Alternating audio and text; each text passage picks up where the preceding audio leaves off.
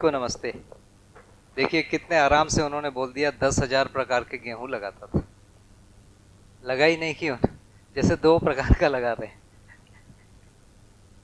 भारत में गेहूं की सबसे अधिक वैरायटी इन्होंने बनाया और वो वैरायटी बनाया जो निरंतर बनी रहेगी, उस प्रकार ही काम किया और सफल है उसमें। और सबसे अधिक हाई प्रोटीन वाली गेहूं की वैरायटी भी आपने बनाया भारत में उस समय तक। और देख के ऐसा लगता नहीं है कि इन्होंने कुछ किया है।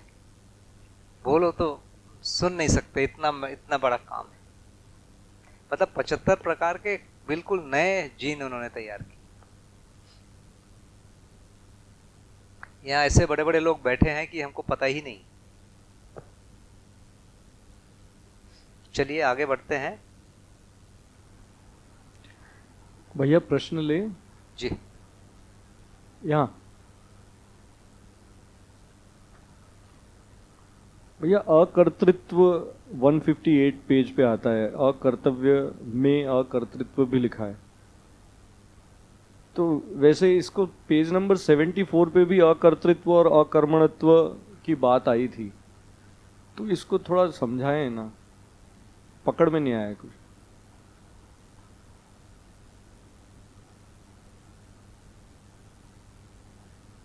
कर्तव्य प्रत्येक स्तर पर प्राप्त संबंध एवं संपर्क के मध्य निहित मानवीयतापूर्ण आशा व प्रत्याशा पूर्वक व्यवहार, संबंधों की पहचान, मूल्यों का निर्वाह, यह है कर्तव्य। अकर्तव्य प्रत्येक स्तर पर प्राप्त संबंध एवं संपर्क के मध्य निहित मानवीयतापूर्ण आशा व प्रत्याशा का निर्वाह न करने के स्थान पर अमानवीयतावादी आचरण अकर्तृत्व। तो यहाँ पे अकर्तृत्व लिखा है, तो क्या वो अकर्तृत्व है या कर्तव्य है? अकर्तव्य ही है ये। अकर्तव्य का मतलब जो कर्तव्य नहीं है। हाँ, वो कर्तव्य माने करने योग्य, ज्ञातव्य माने जानने योग्य। देखिए ना भाषा कैसे बनता है। ज्ञातव्य माने जानने योग्य, कर्तव्य माने करने योग्य, अकर्तव्य माने नहीं करने योग्य। तो नहीं करने योग्य माने अमानवीय आचरण। ठीक है ना ये।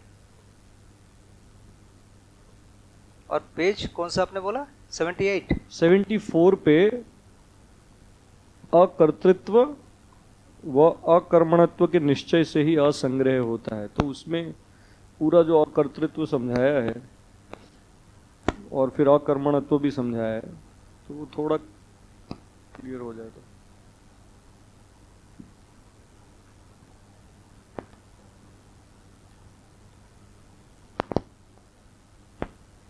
सेवेंटी एट 74 अकर्तृत्व व अकर्मणत्व के निश्चय से ही असंग्रह होता है। अकर्तृत्व जो नहीं करना चाहिए उसे न करते हुए विधि विहित क्रियाकलापों को अपनाना ही अनावश्यक कार्यों से मुक्ति है।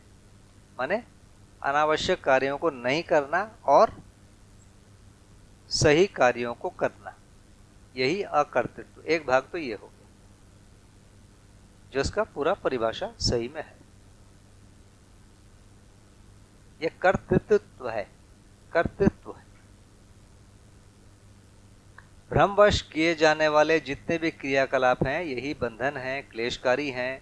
इनका निराकरण अनुभव सहज जागृति पूर्वक किए जाने वाले सभी क्रियाकलाप समाधानकारी, सुखकारी और शुभकारी होना ही अकर्तृत्व है।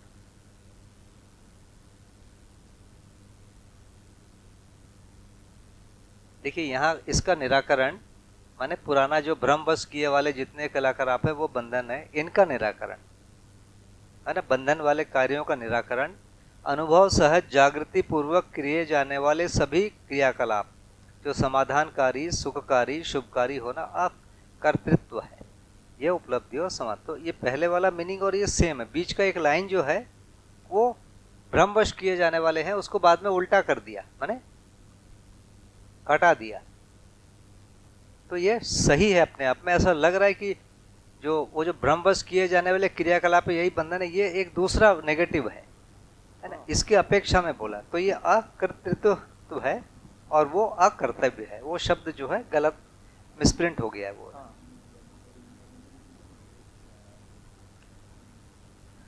एक बार थोड़ी सी चर्चा कर लेते हैं सभ्यता और संस्कृति की।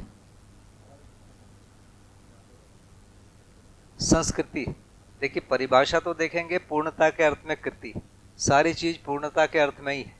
संस्कार पूर्णता के रूप में व्यक्त होना, तो ये सारी चीजें एक जैसे ही सुनने में लगती है। लेकिन यदि अपन सभ्यता को और संस्कृति को अलग अलग पहचानने जाएंगे तो कैसे पहचानेंगे? सभ्यता का मतलब है सभा के रूप में व्यक्त होना। जो परंपरागत जो परिभाषा है वो सभा के रूप में व्यक्त होना। सभा और परिवार दो चीजें हैं। परिवार का जो सबसे छोटा जो इकाई है मानव व्यवस्था की, उसमें सबसे छोटी इकाई परिवार है। तो परिवार में एक और है संबंध मूल्य, दूसरा परिवार में एक और चीज है व्यवस्था। तो परिवार जो है समाज की भी सबसे छोटी इकाई है और परिवार जो है व्यवस्था की भी सबसे छोटी इकाई है।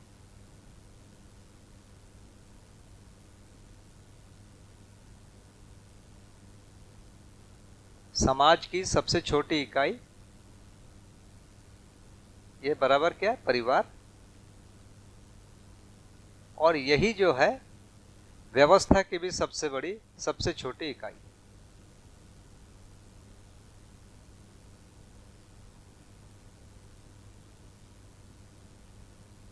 क्योंकि परिवार में 3 आयाम होते हैं। ये परिवार में 3 आयाम है व्यवस्था के, न्याय, उत्पादन और विनिमय। इससे कम में परिवार नहीं बनेगा। तो परिवार में 3 पीढ़ी हो, परिवार में माता पिता, भाई बहन, पति पत्नी, मतलब माता पिता का मतलब माता पिता और संतान वाला संबंध है, भाई बहन वाला संबंध है और पति पत्नी वाला संबंध है। ये संबंध होंगे तो उसको परिवार कह रहे हैं। 3 पीढ़ी होगा, ये होगा। और जब व्यवस्था के बारे में जब करेंगे तो 3 है, न्याय सुरक्षा,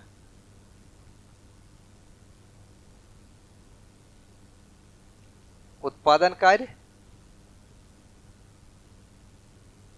और विनिमय कोष। ये 3 आयाम परिवार में होंगे ही, नहीं तो परिवार बनेगा ही नहीं। यदि न्याय सुरक्षा नहीं होगा तो परिवार टूट जाएगा, रोजी रोटी नहीं हो पाएगी, शरीर का पोषण नहीं हो पाएगा तो परिवार टूट जाएगा। इसीलिए परिवार व्यवस्था की भी सबसे छोटी इकाई है और समाज की भी सबसे छोटी इकाई है। समाज मतलब संबंध मूल्य। अब देखिए, जब हम संबंध मूल्य की बात करते हैं तो ये 7 संबंध आते हैं। उसमें से एक जो संबंध है इसका नाम है साथी सहयोगी संबंध, एक है व्यवस्था संबंध,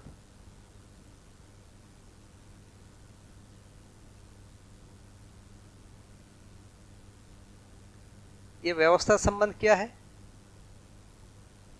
व्यवस्था संबंध, मान लीजिए यहाँ का कोई ग्राम यदि व्यवस्था है और ग्राम व्यवस्था में ग्राम सभा चुनी जाती है, तो ग्राम सभा के सदस्य से हर परिवार का कोई ना कोई संबंध होगा ना।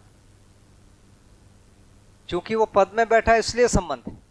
वो पद उसका चला जाएगा तो वो संबंध उसके साथ नहीं रहेगा, लेकिन किसी और के साथ रहेगा। तो ये संबंध की निरंतरता रहेगी, वो व्यक्ति बदलते रहेगा। तो ये जो है, ये संबंध को आप क्या बोलेंगे? ये व्यवस्था संबंध है। तो 7 संबंधों में एक संबंध व्यवस्था संबंध है और 5 आयामों में एक आयाम न्याय सुरक्षा है। तो देखिए न्याय और व्यवस्था कैसे गुथा हुआ है। मेरी बात पहुंची आप तक? 7 संबंधों में एक संबंध व्यवस्था संबंध है और व्यवस्था में एक संबंध न्याय सुरक्षा है। जो 5 आयामों में एक आयाम न्याय सुरक्षा।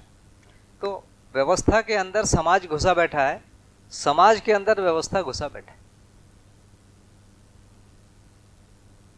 ये हमको देखने में मिलता है।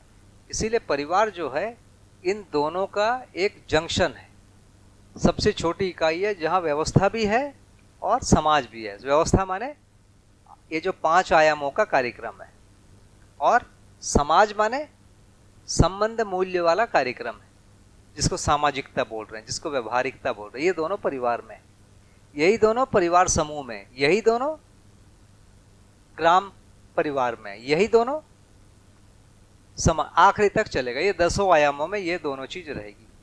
अब परिवार सभा है, तो सभा में कुछ निर्णय होते हैं जो सभा के तरीके से होते हैं।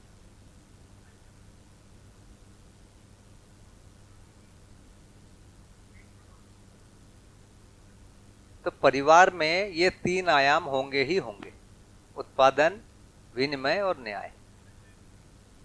विनिमय माने परिवार में मान लीजिए मेरे घर में गेहूं हुआ, बाकी तेल कहां से आएगा, कपड़े कहां से आएंगे, तो मेरी आवश्यकता से अधिक गेहूं को मैं जाके कहीं एक्सचेंज करके आता हूं। विनिमय माने एक्सचेंज, उससे आता है कहीं भी। जैसे जो लोहा बनाने वाले हैं वो लोहा बना रहे हैं, बदले में सारी चीज ले रहे हैं, है ना। पेट्रोल निकालने वाले पेट्रोल निकाल रहे हैं, बाकी चीज उससे ले रहे हैं। बम बनाने वाले बम बना रहे हैं, उससे बाकी चीज ले रहे हैं। तो है वो विनिमय ही प्रक्रिया। तो ये जो चीज हम देख रहे हैं, जो 5 आयाम में से 3 आयाम परिवार में होना ही होना है, और परिवार में ये 4 संबंध होने ही होने, भाई बहन का, पति पत्नी का, और माता पिता और बच्चों का, ये संबंध परिवार में होता है। तो परिवार दोनों चीज की सबसे छोटी इकाई है, समाज की और सभा की, व्यवस्था की। तो व्यवस्था के जगह पर जब बात होती है तो परिवार में उत्पादन कितना करना है, कैसे करना है, विनिमय कैसे करना है, कितना करना है, एक प्रकार की चर्चा है। परिवार में एक दूसरे प्रकार की चर्चा होती है, संबंधों का निर्वाह कैसे होना है, कैसे करना है। ये दोनों चीज मिलके परिवार बनता है। अब इसमें एक चीज होती है कि कुछ चीज रोज रोज के होते हैं, जैसे सुबह उठो, झाड़ू लगाओ, खाना बनाओ, कपड़े धो, कोई गेस्ट आया तो उसको खाना खिलाओ, उसको छोड़ने जाओ, उसको बुलाओ, है ना, बच्चों को स्कूल भेजो। ये 365 दिन का काम है, रोज रोज रोज रोज हर घर में हो रहा है। कुछ काम कभी कभी होता है, जैसे बर्थडे आज मनाए, किसी बच्चे का जन्म हो गया, किसी बच्चे का नाम रखा गया, किसी का विवाह हो गया, ये कभी कभी हो रहे हैं। तो ये दोनों को अलग अलग हमने बांट लिया। जब दोनों को बांट लिया तो दोनों में अलग अलग उद्देश्य बना के रखा गया। क्या? जैसे छोटा बच्चा जब स्कूल जाता है तो 3 साल तक या 4 साल तक या 5 साल तक स्कूल नहीं जाता है, और वो देखता है कि उसके बड़े भाई बहन जा रहे हैं। होता क्या उस परिक्रिया में, वो देखता है कि सुबह से लोग बिजी हैं बड़े भाई बहन के लिए, उसका टिफिन बनाया जा रहा है, उसको कपड़ा पहनाया जा रहा है, सारे काम रोक दिए गए, उसके लिए लोग आए, उस गाड़ी आई या कोई लाया, उनको छोड़ने गया, फिर वो आ रहा है तो प्रतीक्षा करते हैं, उसको आते तो खिलाते हैं। इस प्रक्रिया में उसको ये लगता है कि वो बड़ा विशेष हो गया जो मैं नहीं हूं, तो पूछता है मैं कब जाऊंगा, जाएगा बेटा जाएगा, रुक जाओ, उसको मनाते रहते हैं। और एक समय में उसको भेजने की प्रक्रिया होती है, तो वो जो भेजने की जो प्रक्रिया होती है ना, उस दिन उसको हीरो बनाया जाता है। मतलब बढ़िया बाजा बजता है, गाना बजता है, बड़े बड़े लोग आते हैं समाज के। उसको हमारे यहाँ जो प्रक्रिया थी उसमें क्या होता है, एक हाथ में जो परंपरागत प्रक्रिया, हाथ में चौक पकड़ाया जाता है, उसको नया स्लेट दिया जाता है, नया पुस्तक दिया जाता है। अब उसका बैग पुस्तक सब हो गया नया, अब तक नहीं था। तो वो एक उसको यादगार दिन होता है, उसके लिए वो प्रतीक्षा करता है। तो पढ़ने के पहले जो पूर्व भूमिका बनाना है, यह संस्कृति का काम है कि पढ़ाई कोई बहुत अच्छी चीज है। अभी वो किया नहीं है, लेकिन जिस ढंग से बच्चों का केयर होता है, उनका अलग एक टिफिन बनता है, अलग एक बैग होता है, अलग एक पढ़ने की जगह होती है, सब कुछ हो जाता है, उससे उसको लगता है कि ये विशेष है। और उसमें एक बहुत बढ़िया ग्रैंड सेलिब्रेशन किया जाता है ताकि बच्चा जो है उसको अधिमूल्यन करे। ये संस्कृति का काम है। तो पहला जो इंप्रेशन है वो देना संस्कृति का काम है।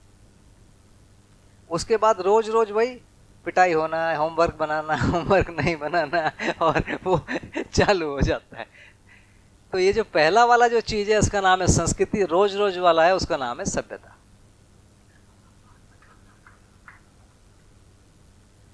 तो जैसे मान लीजिए किसी बच्चे की शादी हो रही है ना, तो जैसे मान लीजिए किसी परिवार में कोई लड़की है 24-25 साल की, उसकी शादी हो रही है। उस समय जो छोटा बच्चा है 3 साल का, वो क्या सोचता है? मेरी बुआ चली जाएगी कि फिर कभी नहीं आएगी, कि कभी कभी आएगी। उसके मन में एक अलग प्रकार के प्रश्न होते हैं, वो एक अलग प्रकार से सोचता है या सोचती है। उससे थोड़े बड़े वाले होते हैं, वो थोड़े अलग प्रकार के, जो 18-20 के होते हैं वो अलग प्रकार से, भाई मेरे को भी कभी जाना होगा, है ना, तो मेरे को जाना होगा, तो उसके प्रश्न अलग हैं। उन लोगों से पूछते हैं जब तुम गए तो वहां क्या हुआ। फिर जो 25-30 के हैं जिनकी हो गई है, वो सोचते हैं हमारे में कैसा हुआ था, हमारे में क्या अच्छा हुआ क्या नहीं हुआ। उससे ऊपर वाली पीढ़ी वही सोचती। तो एक ही घटना है, उसमें पूरा समाज पूरा परिवार इन्वॉल्व हो जाता है, और वो सोचता है कि पहले से कैसे बेटर करें, बेहतर करें, अच्छा करें। वो लगातार भिड़ा रहता है। तो ये जो है इसको संस्कृति कह रहे हैं। तो संस्कृति एक पूर्व भूमिका बना दे रही है। वही छोटा बच्चा 3 साल की उम्र में विवाह को स्वीकार ले रहा है, ये करने योग्य चीज है, बड़ा सम्मानीय है, इसमें वीआईपी बनते हैं, देखो सजाया गया और इतना शानदार बाजा गाजा बना, इतने लोग आए, खाना खाया। तो वो उसके मन में हो जाता है कि एक दिन मैं भी हीरो बनूं। उसको पता नहीं है क्या होता है। जैसे एक छोटी सी बच्ची बोली, हमारे यहाँ एक लड़की की शादी हुई, तो मेरे को वो छोटी सी बच्ची बोलती कि आपको पता है मैं बड़े होकर शादी नहीं करूंगी। अच्छा, लेकिन यदि कर ली तो इससे भी ज्यादा चूड़ी पहनूंगी। तो उसके मन में क्या है? चूड़ी का आकर्षण है, उसके कारण उसको शादी करना है। तो वो एक पॉजिटिव घटना के प्रति स्वीकृति बने, उसके लिए अलग अलग अलग अलग कारण है। किसी का चूड़ी से, किसी का कपड़े से, किसी के पार्टी से, कुछ न कुछ कारण से वो जो घटना है उसके प्रति स्वीकृति बनती जाती है। संस्कृति का ये काम होता है। संस्कृति रोज रोज नहीं होती, उसके बाद सभ्यता रोज रोज का। तो संस्कृति और सभ्यता में ये अंतर है। तो संस्कृति उसके अंदर एक पहली भूमिका बनाता है। उसके बाद क्योंकि इसकी विवाह में क्या होता है उसको कहीं ट्रेनिंग नहीं है, कहीं एजुकेशन नहीं है समाज में, आप देखो ना। और तो इन्हीं संस्कृतियों में उसकी शिक्षा होती है, पूर्व मानसिकता बनती है, उसके बाद वो तैयार होता है, उसके बाद करता है। तो संस्कृति और सभ्यता में ये मोटा मोटा अंतर है। उस दिन नाच गाना देखिए, यदि मैं आपको पूछूंगा आप कहाँ जा रहे हैं, आपको ठीक लगेगा? मैं पूछूंगा आप कहाँ जा रहे हैं, आपके पास उतना टाइम नहीं सुनने का। तो ये जो गाना बजाना है ये व्यवहार में नहीं आ सकता। ये फुर्सत में बैठे हैं तब चलेगा। आप कहाँ जा रहे हैं, आप 5 प्रकार से वाह वाह वाह वाह लोग करते रहेंगे और वो बोलता रहेगा। यही है ना। तो ये जो नृत्य है, ये जो संगीत है, ये जीने की जगह में नहीं आता है रोज के, पर उसकी पूर्व भूमिका बनाने में आता है, पूर्व मानसिकता बनाने में आता है। और इसका शायद बहुत बड़ा रोल है। मतलब इतने में बच्चा स्वीकार लेता है कि मेरे को पढ़ने जाना है, मेरी शादी होगी, या मेरे को जॉब में जाना है, जो भी।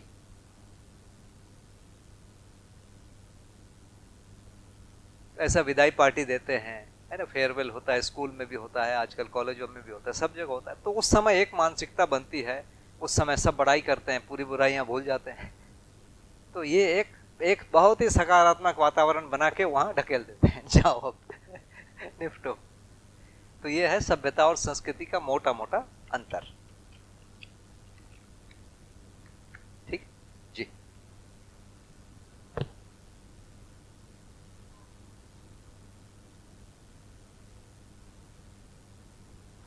व्यवस्था संबंध में जो तीनों अवस्थाओं के साथ जो हमारा संबंध है वो भी वहाँ आता है कि वो नहीं आता? वो हाँ, व्यवस्था संबंध में जैसे 5 आयाम है, मान लीजिए गांव में, तो एक आयाम उत्पादन समिति है, उसके साथ हमारा कोई संबंध होगा? कभी भी हमको मार्गदर्शन चाहिए वो देगा। विनिमय समिति है वो देगी, है ना। स्वास्थ्य समिति है वो स्वास्थ्य संबंधी मार्गदर्शन देगी, दिशा निर्देश देगी, कोई मदद भी करेगी। तो ये 5 आयाम अंततः व्यवस्था के 5 आयाम, जो 4 अवस्थाओं के साथ जो भी निर्वाह है उसमें वो मदद करेगी। तो ये 5 आयाम के साथ और 4 अवस्थाओं के साथ संबंध स्थापित करने के लिए एक जगह है, इसका नाम है व्यवस्था। लेकिन इसमें समाज में केवल मानव मानव के संबंधों की बात हो रही है, और मानव के बीच में मूल्यों का निर्वाह कैसे होना है उस पर चर्चा हो रही है। तो 2 बिल्कुल अलग अलग आयाम है। तो वैसे संबंधों में, 7 संबंधों में एक संबंध व्यवस्था संबंध है, और व्यवस्था के 5 आयामों में एक जो है न्याय सुरक्षा है, जो सीधा सीधा मानव संबंधों की बात कर रहा है। तो ये सब एक दूसरे में गुथे हुए हैं। तो व्यवस्था के अंदर न्याय बैठा हुआ है, समाज घुसा बैठा हुआ है, और समाज के अंदर व्यवस्था बैठा हुआ है। तो समाज बड़ा है, व्यवस्था छोटा है, या व्यवस्था बड़ा है, समाज छोटा है, इस प्रकार की कोई बात नहीं है, ये एकदम सटे हुए हैं। वैसे ही सभ्यता, संस्कृति, विधि, व्यवस्था। तो सभ्यता माने रोज रोज का कार्यक्रम, संस्कृति माने कभी कभी उन्हीं कार्यक्रमों को हाईलाइट करना। उन्हीं कार्यक्रमों को करने के लिए, जैसे कोई बड़ा गांव का प्रधान चुना गया तो एक बड़ा उत्सव हुआ, लोग घूमे, गांव को पहचाने, तो संस्कृति ने उसको भी मनाया। ये व्यवस्था संबंध है, कोई व्यवस्था संबंध है, ये पारिवारिक और विवाह जैसा संबंध नहीं है। तो भी जो संस्कृति है उसको भी मना रही है। तो ये हुआ संस्कृति का काम। सभ्यता, सभ्यता में रोज रोज के जो भी कार्यक्रम है वो सभ्यता में आ रहे हैं। इसके बाद विधि, विधि का मतलब है एक प्रकार से रिटन डॉक्यूमेंट, जो भी सही है एक जगह लिखा हुआ है, उसके अलावा गलत है। अभी आप कुछ भी काम करिए, कोई ना कोई डिपार्टमेंट में लिखा हुआ है ये करना है और ये नहीं करना है, एक जगह लिखा नहीं मिलेगा। तो ये कैसे, जैसे नियम बनते हैं संसद में, उसका नाम है एक्ट। संविधान में कोई एक भाग होता है, जैसे बिजली संबंधी कोई एक्ट बना, वो कौन बनाएगा? जन प्रतिनिधि, जो सांसद या विधायक के लोग बनाते हैं। ये जो एक्ट बनने के बाद इलेक्ट्रिसिटी डिपार्टमेंट को भेजा जाता है, वो उसमें और रूल और रेगुलेशन बनाते हैं। वो उनको मतलब नहीं है। अब वो जो है कितने वोल्टेज के लिए कितना दूरी रहेगा और ये सब जो नियम है वो बनाएंगे। इसको विधायक नहीं बनाता है ना, तो कुछ रूल वहां बनाते हैं। इसके बाद फिर यदि वो नगर पालिका में जाता है या ग्राम पंचायत में जाता है तो वहां के लिए फिर रूल अलग अलग हो जाते हैं। जैसे रोड बनेगा तो यहाँ इतना चौड़ा बनेगा, वहां उतना चौड़ा बनेगा, यहाँ सीमेंट का बनेगा, वहां डामर का बनेगा, ये सब रूल और रेगुलेशन के अंतर बटेगा हुए। तो ये जितने भी रिटर्न डॉक्यूमेंट है ये अंततः संविधान के भाग हैं। एक जगह आपको दिख नहीं रहा है, लेकिन अंततः ये संविधान के भाग हैं, ये लिखे हुए हैं। तो इसका नाम है विधि। इसका उल्टा है निषेध। तो सभ्यता, संस्कृति, विधि और व्यवस्था।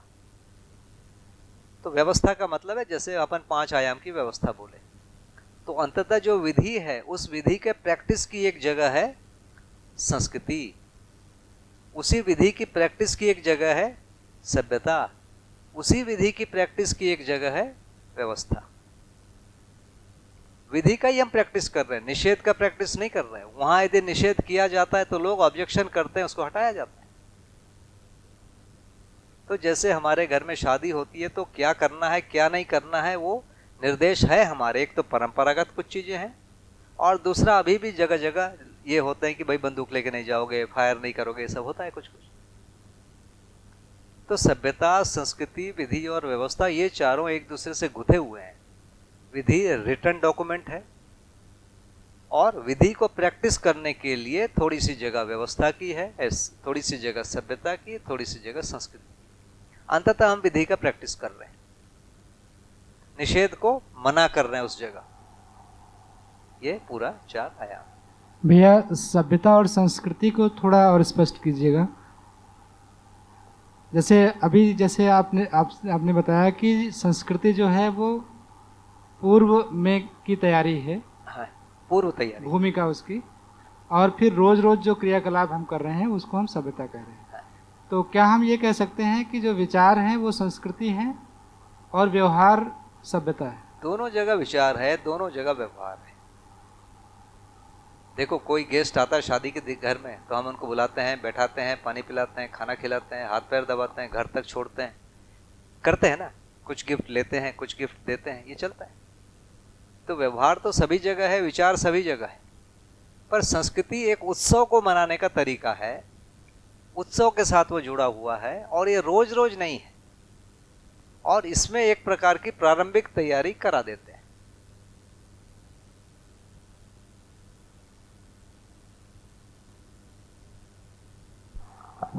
इसको एक एग्जाम्पल से हम क्या समझ सकते हैं? जैसे एक व्यक्ति है, सूटेड बूटेड है, और उसको पहनने का, खाने का, बोलने का तहजीब है, लेकिन वो आचरण में वो मतलब उस रूप में नहीं है, विचार उसके वैसे नहीं है।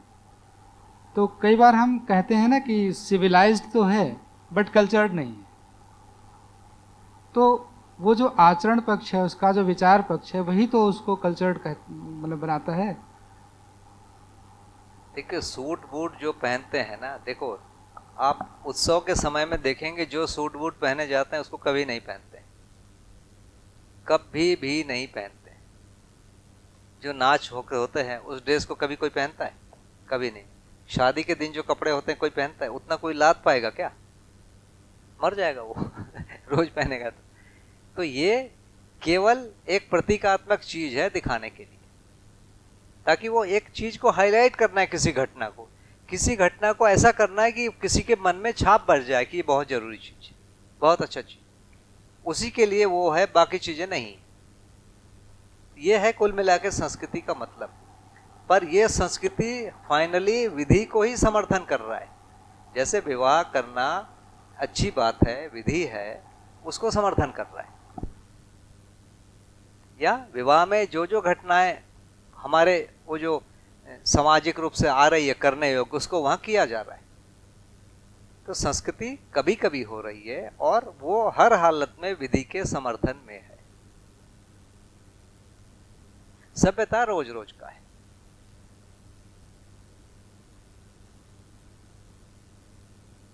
जैसे बोलते हैं ना, मेरे घर के सामने यदि गंदगी है तो मेरे को बोलेंगे असभ्य, मेरे पड़ोसी के घर के सामने भी गंदगी है तो बोलेंगे ये भी असभ्य, और उसके पड़ोसी में है तो भी बोलेंगे असभ्य, पूरे गांव में है तो बोलेंगे ये गांव वाले जंगली है। ये क्या है? तो ये जो अपशिष्ट पदार्थ हैं उसको जो डिस्पोज करना भी एक प्रकार का सभ्यता है। तो सभ्यता एक प्रकार की मानव जाति के रहने का एक तरीका है, रोज रोज का। कपड़ा पहनने का एक डिजाइन है, खाना खाने का एक डिजाइन है, वो रोज रोज का है। कुछ जो है कभी कभी होते हैं। अभी तक तो यही हम लोगों ने पढ़ा था भैया कि जो सभ्यता है वो एक बाहर का स्ट्रक्चर्ड है, उसको हम सभ्यता कह रहे हैं, जो गवर्निंग फोर्स पे बैठा हुआ है। जैसे एक एग्जांपल दें तो जैसे एक रथ है, रथ पे जो सारथी है उसे हम संस्कृति कह रहे हैं, और वो बाहर के बाकी जितने स्ट्रक्चर हैं उसको हम सभ्यता कह रहे हैं, जिसमें हमारा बातचीत करने का तरीका, तहजीब, उठने बैठने का तरीका, खाने पीने का तरीका, अपने मतलब इस तरह से। और संस्कृति जो है वो विचार पक्ष के साथ जुड़ी हुई है, जिसमें जो हमें डेली टू डेली जो हम काम कर रहे हैं, जो सभ्यता हम में आ रही है, वो थ्रू संस्कृति आ रही है। ऐसा मतलब देखिए, सभ्यता बिना विचार पक्ष के कैसे होगी? बिना विचार पक्ष के कैसे होगी? तो व्यवस्था में पांचों आयामों को देखा जा रहा है। ये मध्यस्थ दर्शन में पांचों आयामों को देखा जा रहा है। उत्पादन कैसे होगा, कैसे होगा, लेकिन मकान कैसे बनेंगे, मकान में कितनी दूरी होगी, है ना? ये सारा जो चीज है वो सभ्यता का भाग है। सफाई होगी कि नहीं होगी, कितने बार सफाई होगी, बच्चों की सेवा होगी कि नहीं, बच्चों को पढ़ाएंगे कि नहीं, बूढ़ों की सेवा होगी कि नहीं, बूढ़ों की सेवा कैसे होगी, ये सारा जो चीजों को हैंडल करने वाली जगह है उसका नाम है सभ्यता। अभी देखो, शासन बोल रहा है कि भैया चलो वृद्ध हाउस बनाओ और बूढ़ा पेंशन दो, बुढ़ों को पेंशन देती है सरकार। अभी हुआ है। मान लो 50 साल पहले क्या होता था हमारे यहाँ? क्या बुढ़े मर जाते थे? बुढ़ों की सेवा नहीं होती थी? होती थी। हर आदमी को वो सिखाया जाता था करना है। उसी को हम संस्कृति पक्ष में मतलब ये आता है कि जब बूढ़ों की हम सेवा कर रहे हैं तो वो हमारे संस्कृति पक्ष का द्योतक है। एक और एग्जांपल लेते हैं भैया, जैसे ये किताबों का एग्जांपल मेरा अपना नहीं है। सपोज कि जो ये फ़ैन चल रहा है, जिसने भी इस फ़ैन का इन्वेंशन किया वो एक कल्चर्ड पर्सन था। हम इसका उपयोग कर रहे हैं, सिर्फ उपभोग कर रहे हैं, इसमें विचार पक्ष बहुत ज़्यादा नहीं है। तो हम जो उपभोग कर रहे हैं वो सभ्यता में और जिसने इसको पहली बार ये सोचा कि ऐसी मानवता के लिए कुछ काम आसान हो जाए, इसके लिए कुछ करना है, वो एक संस्कृति के रूप में हम देख रहे हैं। नहीं भैया, मेरे को लगता है कि देखिए ये जो अनुसंधान और ये सब हो रहे हैं वो एक दूसरी जगह है जहाँ पर अनुसंधान हो रहे हैं। ये कहाँ पर हो रहे हैं? जो कार्य की जगह है, उत्पादन वाला जगह है, वहाँ पर वो अनुसंधान कर रहा है। उत्पादन करने वाले ही कुछ काम कर रहे हैं, उत्पादन में वो गुणवत्ता को लाने की कोशिश कर रहे हैं। केवल उत्पादन करने वाला ही कल्चर नहीं है, वही आदमी एक समय उत्पादन करता है, वही आदमी एक समय घर में रहता है, वही व्यवहार करता है, बच्चों को पढ़ाता है, पालता है ना, माता पिता की सेवा करता है। तो ये जो रोज रोज के काम है वो एक भाग है। कभी कभी उत्सव मनाते हैं, वो दूसरा भाग है। उत्सव मनाना एक भाग है जो रोज रोज नहीं हो रहा है, कभी कभी हो रहा है, लेकिन उसकी वैल्यू वही है। क्या है? जो हमारे समाज के द्वारा जिसको विधि बोला गया है उसको स्थापित करने के लिए उसको एक रंगारंग कार्यक्रम किया जा रहा है ताकि वो लोग उसको स्वीकार लें। First impression. बाकी उसमें शिक्षा में क्या होता है, माता पिता को कैसे पालते हैं, विवाह में क्या होता है, ये सारी चीजें जो जगह है ये शिक्षा की जगह है, जहाँ पर वो जिज्ञासा के द्वारा समझता है। भले ही आज हमारे समाज में नहीं है, लेकिन इसके बारे में समझने के लिए जो जगह है उसका नाम है शिक्षा। शिक्षा जो है व्यवस्था का एक भाग है।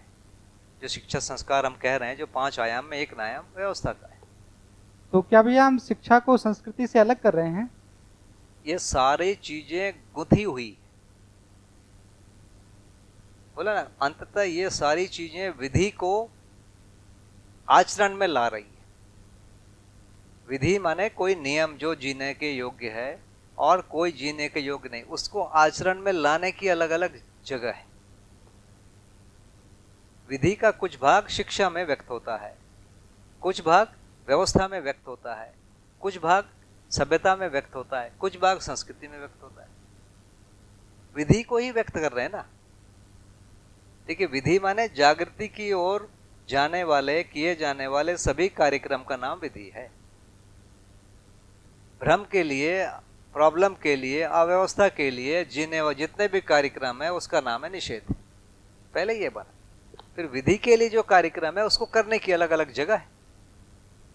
विधि को करने की एक जगह का नाम शिक्षा है, विधि को लागू करने की एक जगह है उत्पादन कार्य, विधि को करने की एक जगह है सभ्यता, विधि को करने की एक जगह संस्कृति। विधि को ही लागू कर रहे हैं ना। आप जो बोल रहे हैं सभ्यता, किस चीज को लागू करने के लिए?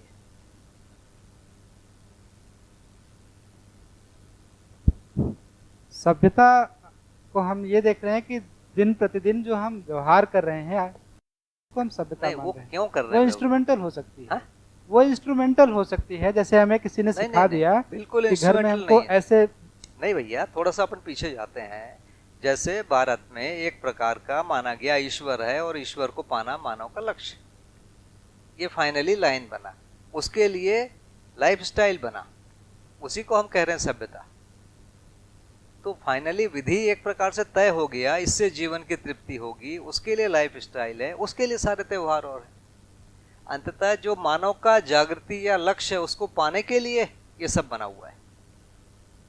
हमारे उस समय क्लब नहीं होते थे, अब क्लब होते हैं। अभी माना गया कि भोग करना ही मानव का जागृति है, सुख है, तृप्ति है, उसके लिए क्लब बन रहे हैं, पहले नहीं बनते थे। तो विधि जैसा आप कह रहे हैं कि जैसे हम नियम जब बनाए जाते हैं तो वो हमेशा हमेशा के लिए बनाए जाते हैं। हाँ ऐसा दोपहर में हमारी चर्चा हुई। हाँ हाँ।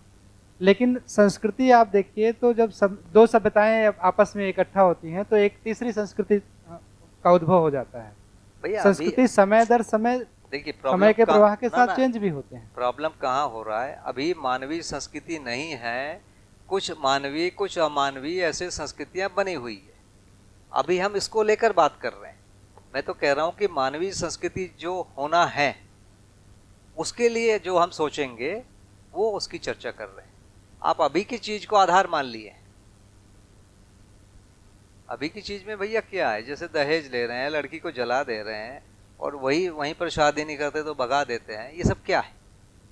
अब शादी में एक दूसरे को दोनों पक्ष गाली देते हैं, बहुत बढ़िया प्रचलित है हमारे देश में। ये कहाँ की संस्कृति है यार? ये तो लफंगों की बात है। वो वहां बैठ नहीं सकते आप, सभी जगह है। तो अभी हम मानवीय जगह पर नहीं है भैया, ये अमानवीय संस्कृति है जी।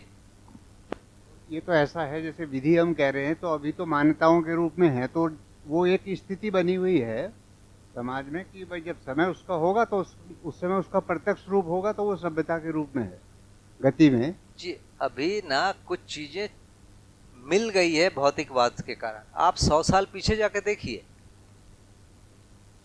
100 साल पीछे जाके परंपरा को देखिए, जो ऐसे बुजुर्ग हैं उनसे कभी पूछिए वहां क्या है। वहां बिल्कुल नियम है, ऐसे ही जीना पड़ेगा, आप दूसरा जी नहीं सकते। खाना खाते समय बात नहीं कर सकते, आप खाना खाते समय दूसरे को छू नहीं सकते, आप डाइनिंग टेबल में बैठ के नहीं खा सकते, आपको जमीन में बैठ के खाना है। सारी चीजें एक एक चीज बिल्कुल तय है, यही करना है। एक एक चीज जो जिस वर्ण और व्यवस्था का है उसके हिसाब से उनके आचरण तय हैं, उसके हिसाब से संबोधन है, एक एक चीज है भैया। कौन किसको क्या बोलेगा वो तय है। हम इसको भूल गए हैं, हम इसको बेकार मान रहे हैं, जो भी कारण है, लेकिन एक समय में ये बनाया गया था किसको? ईश्वर को अनुभव करने के लिए एक पूरा सिस्टम बनाया गया था। ये माना गया था कि राजा जो है ईश्वर का प्रतिनिधि है, वो गलती नहीं करता, ऐसा करके पूरा धार्मिक संविधान बना है। क्या संविधान जो है, अंग्रेज जो आए उसके बाद संविधान बना क्या? हम लोग पढ़ते हैं कि 1947 में भारत आज़ाद हुआ और 1950 में हमारा संविधान लागू हुआ। उसके पहले संविधान नहीं था क्या? उसके पहले 100 वर्ष जो है इंग्लैंड वाला संविधान चलता था, पूरा नहीं चलता था। बहुत सारी चीज़ें ये 1960, 1860, 61, 62 में जेल एक्ट, पुलिस एक्ट, ये सब आया। ये एक्ट कहाँ बने? ये एक्ट सब लंदन में बने। ये एक्ट लागू हुआ और वो एक्ट लागू हुए। उसके पहले अंग्रेज भारत में 90 वर्ष राज किए हैं, 1857 से लेकर 1947 अंग्रेजों का राज रहा। अंग्रेजों का मतलब है पार्लियामेंट ऑफ इंग्लैंड का।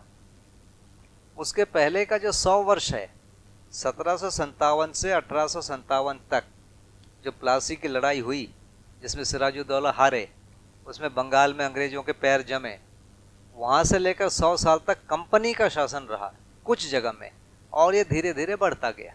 कंपनी का माने ईस्ट इंडिया कंपनी का। ईस्ट इंडिया कंपनी जैसे ही थोड़ा सा ज़्यादा कर ली, फिर वहाँ से वाइसराय आके बैठने लगे। तो ये कंपनी का इनडायरेक्ट, इंग्लैंड के संसद का इनडायरेक्ट शासन रहा। उस समय कौन से रूल चलते थे? 1857 के पहले कोई रूल थे कि नहीं थे? हम लोग जंगली थे क्या? कि कोई संविधान नहीं था? धार्मिक संविधान लागू थे और उसको हर आदमी जानता था, हर आदमी मानता था। ऐसा थोड़ी कि हमारा संविधान है। और हमारे ही धार्मिक संविधान को एज इट इज उन्होंने उठा लिया, जिसकी इसी के लिए जो अभी समान नागरिक संहिता वाला जो हल्ला हो रहा है, क्या है? प्रॉपर्टी के अधिकार, विवाह के अधिकार, ऐसा 2-3 चीजें हैं जो अलग अलग धर्मों के लिए अलग अलग दिया हुआ है। पारसी के लिए अलग दिया है, मुस्लिम के अलग दिया है, हिंदू के लिए अलग, ऐसा थोड़ा सा है। बाकी सारी चीजें सेम है। उसको एज इट इज परंपरा से उठा लिया गया है। प्रॉपर्टी का जो अधिकार है, बच्चे से, पिताजी से बच्चे को कैसे मिलेगा, पत्नी से पति को, या पति से पत्नी को कैसे मिलेगा, ये थोड़ी सी चीजें हैं, वो भारतीय परंपरा का ही एज इट इज उठा लिया गया है। या मुस्लिम पर्सनल लॉ जो है वहां से उठाया गया है। तो लॉ बहुत पहले से है भैया, और उसको हम मान रहे हैं। तो धार्मिक संविधान जो जाएंगे अंततः ईश्वर के अनुभव करने के लिए या ईश्वर के शासन को मानने के लिए है। यदि ईश्वर के शासन को नहीं मानेंगे तो ईश्वर गुस्सा होके तबाही मचा देगा, ये बोला गया। और उसके बाद उसको मनवाने के लिए बोला गया। यही है ना, और क्या है? तो उस प्रकार से बना हुआ है। अभी दोनों में क्लैश हो रहा है। एक पीढ़ी बोल रही है ईश्वर है, दूसरी पीढ़ी बोल रही नहीं है, हम भोग करेंगे। तो जो ऊपर वाली, जो अभी यदि तीसरी पीढ़ी है जो 90+ या 100+ यदि कोई है, तो वो अभी भी उसी जगह पर है, पूरी तरह आस्थावादी। जो बीच वाले हैं, हमारी वाली जो है, उसमें कुछ लोग जो हैं अभी 50-50 में है, दोनों चलेगा भैया। और बिल्कुल जो नई वाली है 20 से नीचे वाली या 30 से नीचे वाली है, उसको पूरी तरह भौतिकवादी चाहिए कल्चर। अब ये 3 जनरेशन में 3 प्रकार की चीजों का भी रस्साकसी चल रही है। कभी जीतेगा कोई तो होगा। भाई हमारे समय में हमारे माता पिता जो बोलते थे हम सुनते थे, माता पिता हमको डांटते थे, हम कभी नहीं सुनते, और अब हमको बच्चे भी डांटते हैं। तो हमारी पीढ़ी सबसे अधिक मार खाई, ऊपर से भी मार खाई, नीचे से भी मार खाई, है ना। अच्छा, हमारी पीढ़ी खेत में भी रही, जंगल में भी रही, मिट्टी के घरों में भी रही, और एरोप्लेन भी देख ली, और हम रोबोट भी देख के मरेंगे। तो शायद हमारी पीढ़ी ने सबसे ज्यादा नीची या ऊंची चीजें देखी एक साथ। यही 60, 70, 80 सालों में ही तो सबसे अधिक दुनिया बदल गई ना। संयुक्त परिवार अभी दिल्ली में कितने लोग देख पा रहे हैं? दिल्ली में 0.1% है जो संयुक्त परिवार जानता है। इन गांवों में मुझे लगता है कि 15, 20, 25% तो लोग हैं जो जानते हैं, जो रहे हैं। और हमारे उधर आप जाओगे तो और 25 ने 75% लोग संयुक्त परिवार में रहते हैं, या 90 भी होगा, 10% ही है जो नहीं रहता। तो वो जो है पहले वाली चीजें चली गई। तो इसका जो आधार होता है, कुछ भी आधार है, विधि को अंततः जीते हैं। तो मानवीय व्यवस्था की जो बात कर रही है, जो हम इस दर्शन को पढ़ने जा रहे हैं, ये मानवीय व्यवस्था होना है, उसके अर्थ में इसको पढ़ रहे हैं। उसके अर्थ में जो मानवीय विधि है, उसको जब लागू किया जाएगा तो उसमें एक भाग सभ्यता आएगा, एक भाग संस्कृति आएगा, एक भाग विधि आएगा, और एक जगह व्यवस्था आएगा। विधि का भी कहीं पर अध्ययन होगा। तो शिक्षा एक जगह है जहाँ पर विधि का भी अध्ययन किया जाएगा, व्यवस्था का भी अध्ययन किया जाएगा, पूरे प्रश्नों के उत्तर दिए जाएंगे। व्यवस्था में प्रश्नों के उत्तर नहीं जाएंगे, प्रैक्टिस किया जाएगा। जैसे अदालत में आप जाओगे तो जज समझाएगा नहीं कि बेटा ऐसा होता है, वो जज बोलेगा ये होता है। आपको पढ़ना है, समझना है तो जाओ कॉलेज में, वहाँ पढ़ो, समझो। वो समझने की जगह नहीं है, वो प्रैक्टिस की जगह है। जज जो बोलते हैं उसको मानो। अब वहाँ बहस नहीं है। हाँ, बहस करना है, जाओ स्कूल में जाओ, लॉ के, वहाँ बहस करो, सीखो, समझो, पढ़ो। वहाँ बहस नहीं है, वहाँ केवल जो बोला गया उसको मानो, बस वहाँ वही चलेगा। तो डिस्कशन की जगह वो नहीं है, वो प्रैक्टिस की जगह। डिस्कशन की जगह स्कूल है, कॉलेज है, शिक्षा संस्कार है।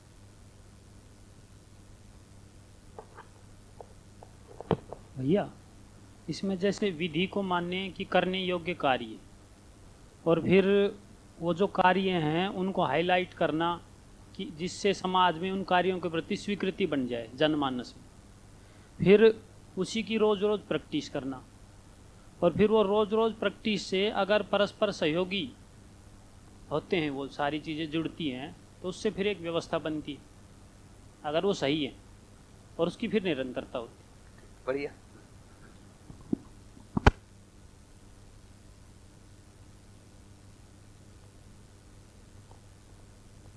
ठीक है भैया, थोड़ा आगे बढ़ सके। चैतन्य पक्ष में जागृति ही संस्कार है। ये वैकृतिक शब्द है, इसका मीनिंग? विकृति से बना हुआ है, वैकृतिक। विकृति माने हमने बिगाड़ दिया, जैसे मिट्टी को हमने ईंटा बना दिया, ये क्या बोलेंगे? मिट्टी को हमने मकान बना दिया, बनाया ना।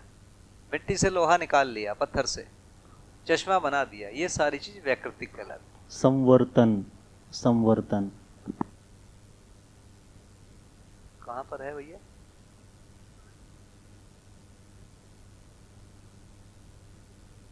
वन 159 के नीचे संवेदन, संवहन, संरक्षण, संबोधन, संवर्तन, प्रत्यावर्तन। परिमार्जन एवं परिपूर्णता के लिए प्राप्त संकेत के अनुसरण क्रिया की संवर्तन संज्ञा है। तो अपने जीवन में परिमार्जन के लिए जो हम प्रक्रिया करते हैं उसको संवर्तन कर रहे हैं। जो दीक्षा जो है ये उसके आसपास के अर्थ में आ रहा है।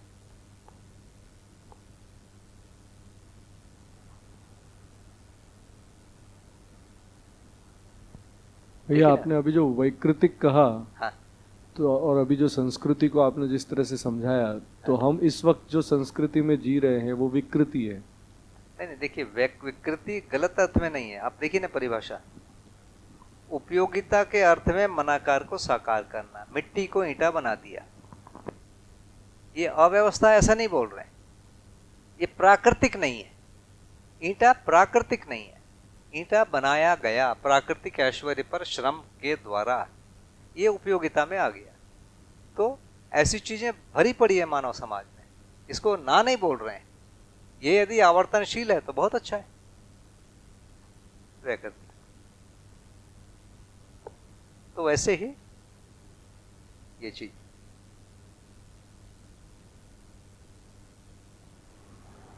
भैया मैं वापस एक बेसिक में आता हूँ। प्रत्यावर्तन में अभी तक जो समझा था तो वो मैं स्थिति के रूप में समझ रहा था।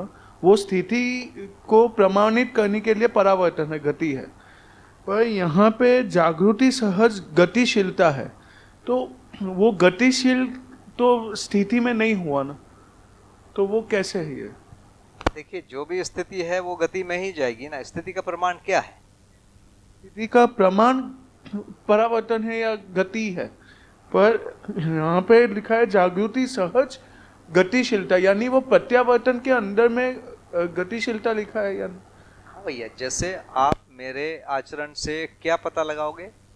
मेरे बुद्धि की स्थिति क्या है, मेरे चित्त की स्थिति क्या है, मेरे प्रत्यावर्तन की स्थिति क्या है, आप मेरे गति से पता लगाओगे। मेरी खोपड़ी में घुस के कोई थोड़ी देखेगा, मेरे आचरण को देखेगा। सभी ऐसी कर रहे हैं, एक दूसरे के आचरण से हम अंततः बुद्धि की, चित्त की, आत्मा की स्थिति को पहचान रहे हैं। बोल रहे हैं, भ्रमित है एक लाइन में। अरे कहाँ आत्मा, आत्मा एकदम भ्रमित है।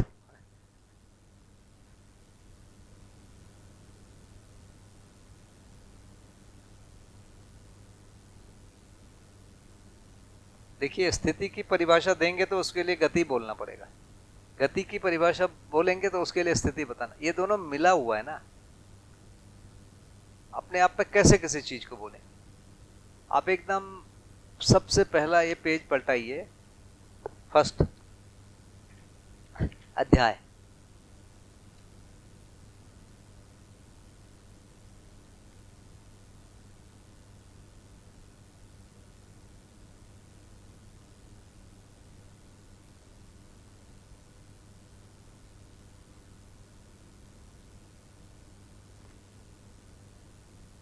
मानवीयतापूर्ण व्यवहार, पेज 2 में, अच्छा डार्क में बोल्ड में लिखा हुआ है ना। उसके बिल्कुल ऊपर में देखिए, न्याय, परस्परता में मानवीयतापूर्ण व्यवहार ही न्याय।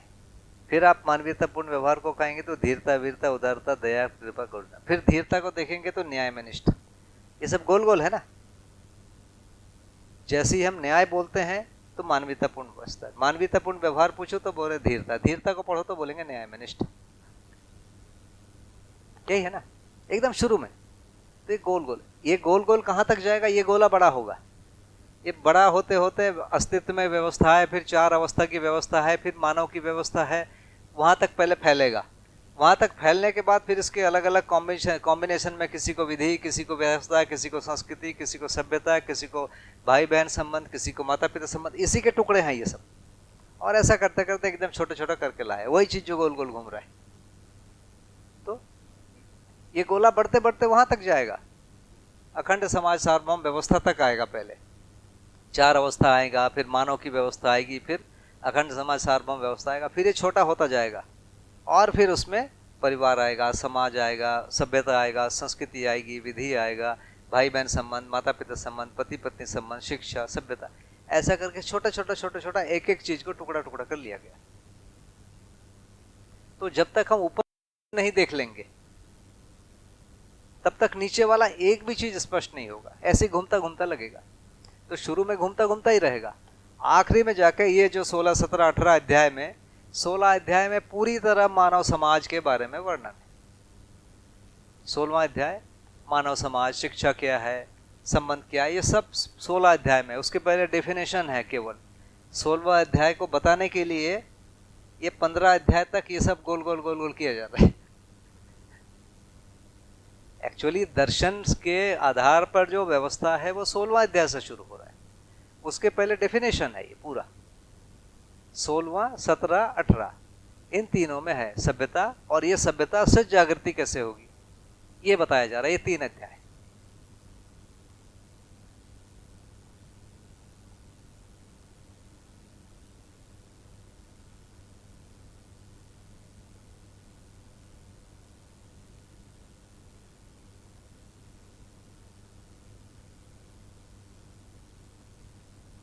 थोड़ा बढ़े भैया आगे। जैसे मेरे को हड़बड़ी नहीं है, लोग शांत हैं तो मैं सोचता हूं कि मेरा फिर काम है कि आगे बढ़ाऊं। जी ठीक है, थोड़ा धीरे चलते हैं, कोई हड़बड़ी नहीं।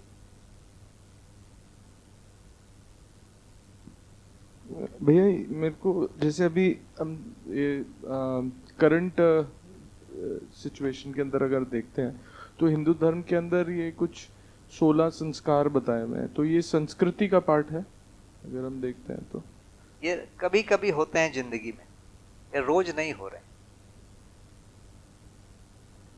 ये रोज नहीं हो रहे ना, तो ये संस्कृति उसी से उन्हीं संस्कारों को ढोके बनती, तो यही उत्सव है। यदि आप उत्सव देखेंगे तो मुख्य रूप में यही उत्सव है। गर्भ संस्कार, शिक्षा संस्कार, मुंडन संस्कार, विवाह संस्कार। गर्भ संस्कार वगैरह तो अब खैर प्रचलित नहीं है, तो नामकरण वाला है एक प्रचलित, ऐसा कहीं कुछ कुछ है। तो जैसे जागृत मानव परंपरा के अंदर उत्सव और संस्कार जो ये संस्कृति है, इसको कैसे देखा गया और उसके बारे में क्या परिकल्पना हुई है, उसके बारे में थोड़ा सा। समाज शास्त्र में बाबा जी ने लिखा है नामकरण संस्कार, जन्मोत्सव संस्कार, ऐसा 5 लिखा हुआ है, उसको बिल्कुल पढ़िए। ठीक है। माने जो घटनाएं हो रही है उन घटनाओं के प्रति कोई एक फोरम तो होगा जो लोगों को विश्वास दिलाएगा ये करना है। स्कूल में तो नहीं बताते विवाह क्या है, क्यों है, नहीं बताते ना, उसका महत्व क्या है, कहीं तो बोला जाएगा ना भाई। बच्चे को बोलोगे ही नहीं और आप सोचते हो उसको समझ में आ जाए, ये कहाँ की पागलपन है भाई।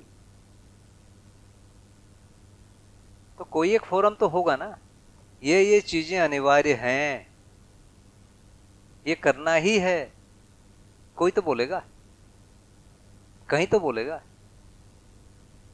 तो वो है।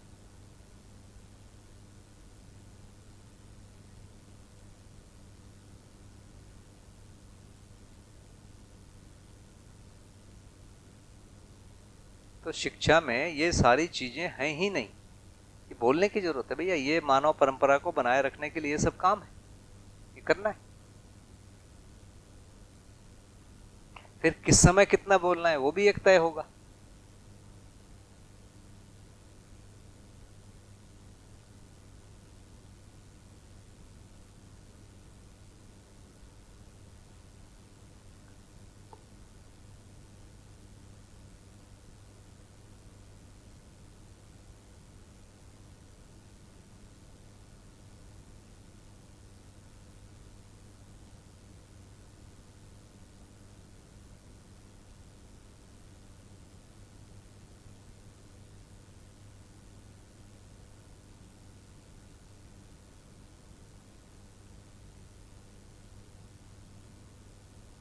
अभी जो लोग संन्यास लेते हैं, एक बढ़िया कार्यक्रम होता है, वो अपना एक पुतला बनाते हैं और एक चिता बनाते हैं, उस पुतले को उसमें रख के उसको जला देते हैं, और ये माना गया है कि उस आदमी की मृत्यु हो गई। जैसे मैं करूँगा तो साधन की अब मृत्यु हो गई, उसके बाद मुझे एक नया नाम दिया जाएगा और मैं वहाँ से फिर नया नाम लेके, नया जन्म हुआ, नया गुरु, नई पहचान के साथ वो पुराने संबंध सब खत्म, माता पिता सब खत्म हो गए उसी प्रक्रिया में। आदमी मर गया तो कहाँ उसके माता पिता, और फिर उसको एक नया नाम, नया काम, नया दीक्षा और नया एक विधि जीने की बताएंगे, उसका पालन करेंगे।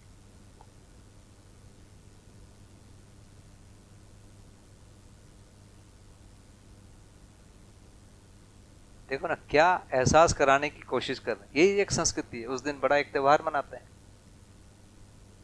उसको ऐसा बड़े बड़े लोग आके आशीर्वाद देते हैं कि तुमको अनुभव हो जाएगा।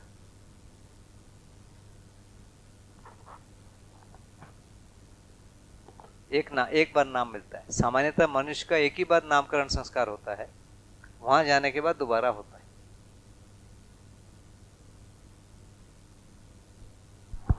हेलो, हमारे देश में जो नामकरण का जो स्टाइल है ना, वो एक तुरंत नहीं है पैदा होते ही।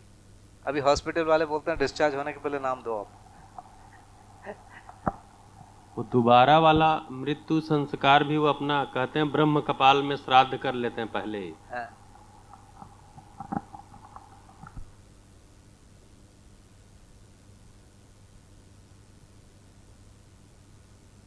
मतलब कितने रीति रिवाज बना के रखे हैं, देखिए कि वो चीजें पक्की हो।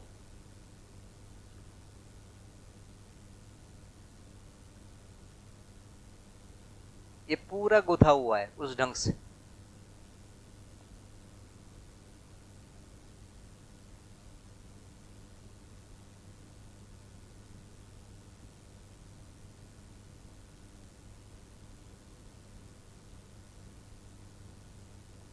चलिए थोड़ा सा आगे बढ़ते हैं। चैतन्य पक्ष में जागृति ही संस्कार है, यह सुसंस्कार है, एवं जीव चेतना वश भ्रम ही कुसंस्कार है। सुसंस्कार मानवतापूर्ण मानव द्वारा अखंड समाज में से के लिए किया गया आवश्यकीय कार्य और आचरण सुसंस्कार है।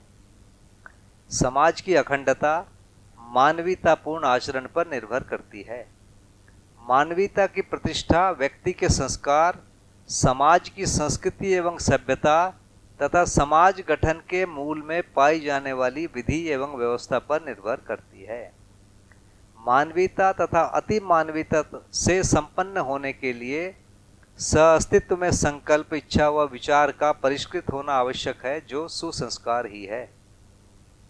सुसंस्कार के लिए वातावरण एवं अध्ययन ही प्रधान कारण है एवं सहायक भी है।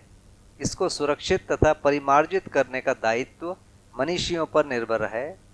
न्यायपूर्ण व्यवहार तथा अखंड सामाजिकता की प्रेरणा सुसंस्कारों के वर्धन में सहायक है।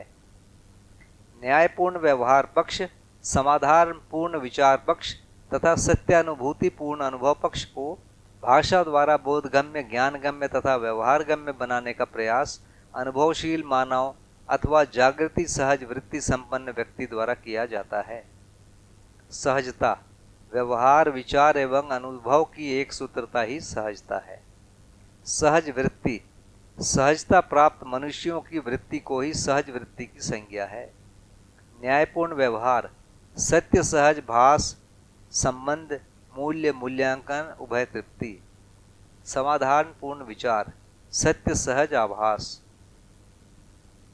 चिंतन, सत्य सहज प्रतीति। ज्ञानानुभूति, सहअस्तित्व रूपी परम सत्य में अनुभूति। ज्ञानानुभूति के लिए सहअस्तित्व रूपी इष्ट के प्रति निर्भ्रम ज्ञान, अनन्यता, अनुराग तथा प्रेम के योग्य क्षमता, योग्यता एवं पात्रता का होना अनिवार्य है, जो साधक के न्यायपूर्ण व्यवहार, समाधानपूर्ण विचार से तथा किसी अनुभवशील मानव के आज्ञा पालन में पूर्ण निष्ठा से सिद्ध है। निर्भ्रम ज्ञान, जो जैसा है उसको वैसा ही जानना व समझना, समझाना। अनन्यता, निर्भ्रम ज्ञान की निरंतरता। अनुराग, अनन्यता की निरंतरता। निर्भ्रमता के लिए उत्कट प्रयास ही अनुराग है। प्रेम, अनुराग सहित अनन्यता की निरंतरता। दया, कृपा, करुणा, सहज संयुक्त अभिव्यक्ति। प्रेम की निरंतरता से ही मानव तद्रूप भाव को प्राप्त होकर ब्रह्म मुक्ति का अधिकारी होता है। अनादिकाल से व्यापक रूपी सत्ता हर इकाई को समान रूप में प्राप्त है ही। इसमें अनुभूति ही मानव के लिए सानिध्यानुभूति है। यही मानव का लक्ष्य है। अनुभूति की स्थिति को ही कैवल्य या तादात्म्य अनुभूति की संज्ञा है, जिसमें क्लेश, अमर्ष, भय, भ्रम, बंधन मुक्ति है। आत्मा सहअस्तित्व में अनुभूत होते ही बुद्धि, चित्त, वृत्ति और मन पर उस महिमा की प्रसारण क्रिया बिंब अनुबिंब, बिंब प्रतिबिंब अनुबिंब न्याय से प्रभाव संपन्न होती है। चैतन्य इकाई का अधिकतम विकसित अंश आत्मा ही है, क्योंकि हर अवस्था के परमाणु में मध्यांश मध्यस्थ क्रिया में व्यस्त है और अन्य सभी अंग सम या विषम क्रिया में व्यस्त पाए जाते हैं। आगे बढ़िए भैया। मामा जी आप पढ़ देंगे तो बढ़िया रहेगा। चश्मा है? है तो माइक। हाँ,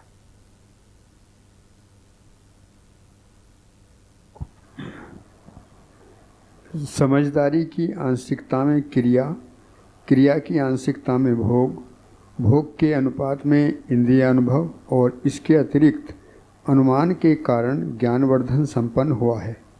मूल में पूर्ण ज्ञान व्यंजना का अधिकार आत्मा में है। व्यंजना अनुभव क्रिया का प्रभावशील क्षमता अथवा प्रभाव क्षेत्र। अज्ञान, आलस्य, अत्याशा, आक्रोश, आवेश, प्रलोभन, अभाव व रोग पक्ष ही दुख का कारण है।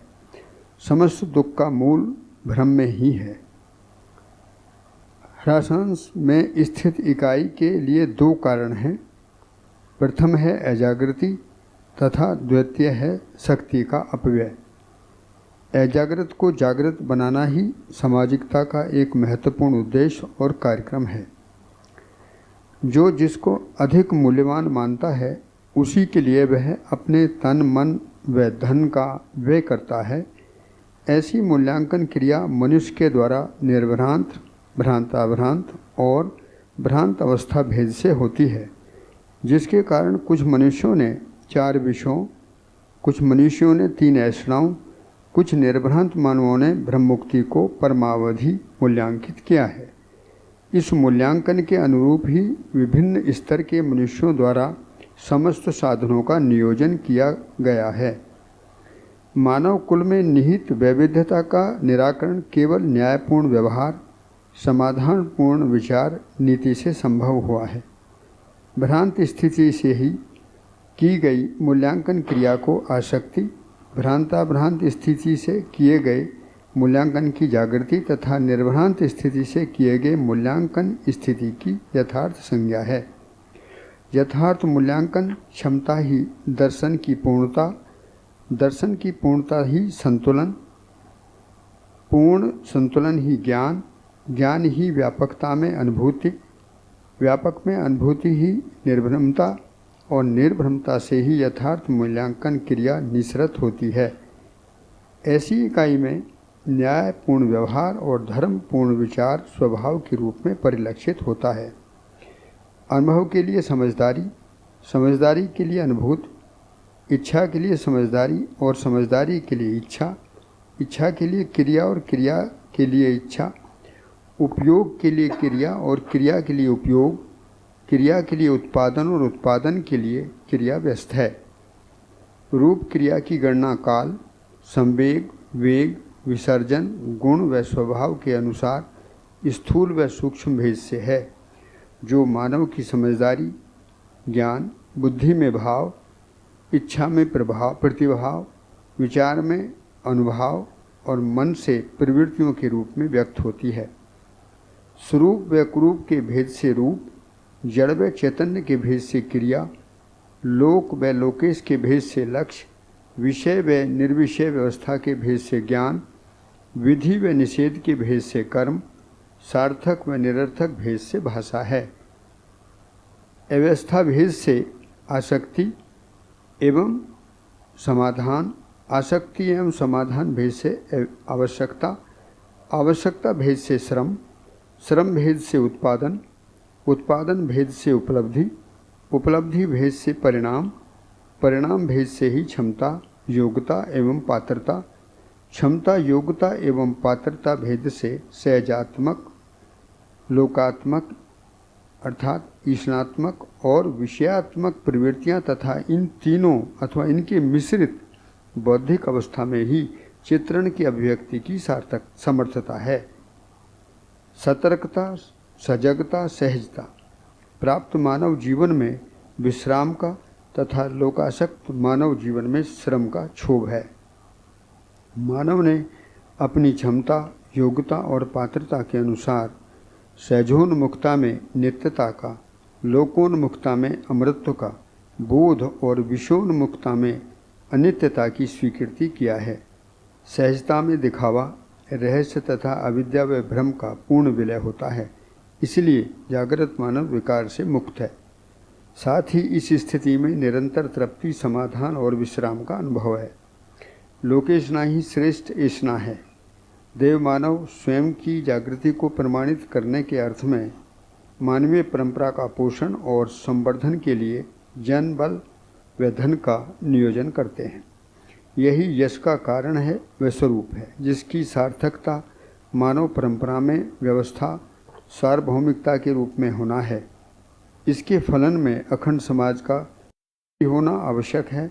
लोकेशना अर्थात जागृत मानव परंपरा को लोकव्यापीकरण करने के क्रम में यश का स्वीकृति है। यश का तात्पर्य जागृति की स्वीकृति, सहानुभूति, अनुकरण क्रिया है। मानवीयता के विरोधी जितने भी कायिक, वाचिक, मानसिक क्रियाकलाप हैं, जिससे मुक्त रहना ही यश है। चारों विषय इंद्रिय तृप्ति से सीमित हैं। स्थूल शरीर मात्र की मृत्यु निश्चित है, इसलिए विषयों से प्राप्त सुख की निरंतरता नहीं है। मानवतापूर्ण परंपरा, सहज उद्देश्य से प्रयास, प्रयास भेद से साधनों का उपयोग, सदुपयोग, उपयोग सदुपयोग भेद से फल, फल से प्रयोजन, प्रयोजन से उद्देश्य, सफल होना पाया जाता है। यही जागृति पूर्ण जीवन परंपरा चक्र है। समस्त साधनों की गणना अंतरंग और बहिरंग भेद से है। बहिरंग साधन शरीर व उससे उत्पन्न या उत्पादित समस्त वस्तुएं बहिरंग साधन हैं। अंतरंग साधन मन, वृत्ति, चित्त, बुद्धि व उससे उत्पन्न संकल्प, इच्छा, विचार व आशा अंतरंग साधन है। शरीर का साध्य मन, मन का साध्य वृत्ति, वृत्ति का साध्य चित्त, चित्त का साध्य बुद्धि, बुद्धि का साध्य आत्मा और आत्मा का साध्य सहस्तित्व में अनुभव सहज प्रमाण है। साध्य जिसको पाना है। साधन साध्य को पाने हेतु आवश्यक प्रयुक्ति, उपाय एवं वस्तु। साधक साध्य को पाने हेतु साधन जो प्रयुक्त करता है। जिसकी जागृति और तृप्ति शेष है, उसे ही शेष जागृति को प्राप्त करने के लिए साधन की आवश्यकता है। आत्मा का पूर्ण विकास अथवा ज्ञान की पारदर्शकता, सहस्तित्व में अनुभूति में बुद्धि का पूर्ण विकास आत्मा के संकेत ग्रहण से, चित्त का पूर्ण विकास बुद्धि के संकेत बोध की सत्यांकाक्षी कलाकरण योग क्षमता से, वृत्ति का पूर्ण विकास चित्त के संकेत ग्रहण अर्थात धर्म पूर्ण विचार निर्माण योग्यता से तथा मन का पूर्ण विकास वृत्ति का संकेत ग्रहण कर न्याय सम्मत व्यवहार पात्रता अर्जित करने से है। मन, वृत्ति, चित्त, बुद्धि व आत्मा जीवन में अभिन्न है। जीवन जागृति की स्थिति में जीवन परंपरा में प्रमाणित होने वाली विभूतियाँ अथवा क्रियाएं बल और शक्ति के रूप में निम्न हैं। आत्मा में 2 विभूतियाँ, बुद्धि में 4, चित्त में 16, वृत्ति में 36 व मन में स्थिति और गति में 64 विभूतियाँ क्रियाएं पाई जाती हैं। उपरोक्त सभी क्रियाओं को हर व्यक्ति प्रमाणित कर सकता है। इस प्रकार मानव जीवन में कुल स्थिति और गति तथा बल और शक्ति के रूप में 122 क्रियाएं पाई जाती हैं। जी मामा जी, जी थोड़ा सा छोड़ दीजिए ताकि समापन भी कोई चीज होगी।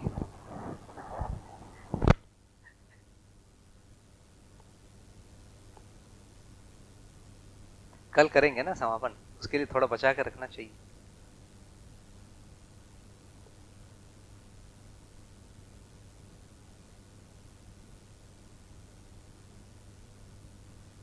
देखिए सबसे नीचे अभी जो लास्ट में पढ़े हैं उसके पहले वाला, आत्मा का पूर्ण विकास सअस्तित्व में अनुभूति, माने आत्मा का भी विकास होता है, वो अनुभव होने पर पूरा हो जाता है।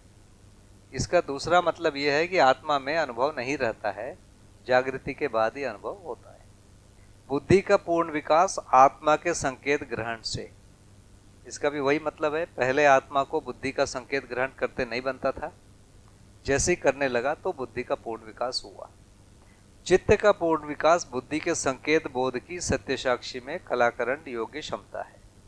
माने चित्त भी बुद्धि के संकेत के बिना चित्रण करता रहता है, ये होता है। एक समय के बाद चित्त जो है बुद्धि के संकेत ग्रहण करके चित्रण करता है, तो ये होता है। तो ये सारी चीजें इस पे आ रही है।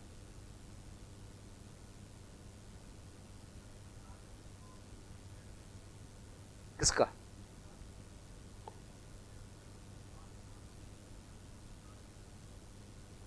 आत्मा को अनुभव नहीं है लेकिन मध्यस्थ है। कहाँ मध्यस्थ है? जड़ परमाणु में भी एक मध्यस्थ क्रिया है। जड़ परमाणु में भी एक मध्यस्थ क्रिया है जो सम विषम को नियंत्रित कर पाता है। तो मध्यस्थ वहीं से स्टार्ट है, उसको भी अनुभव नहीं है, मध्यस्थ है। उसके बाद गठनपूर्ण परमाणु में भी वही चीज मिलेगी, वो मध्यस्थ है लेकिन अनुभव नहीं। और अंत में जाके वो मध्यस्थ है और अनुभव हुआ, ऐसा होगा।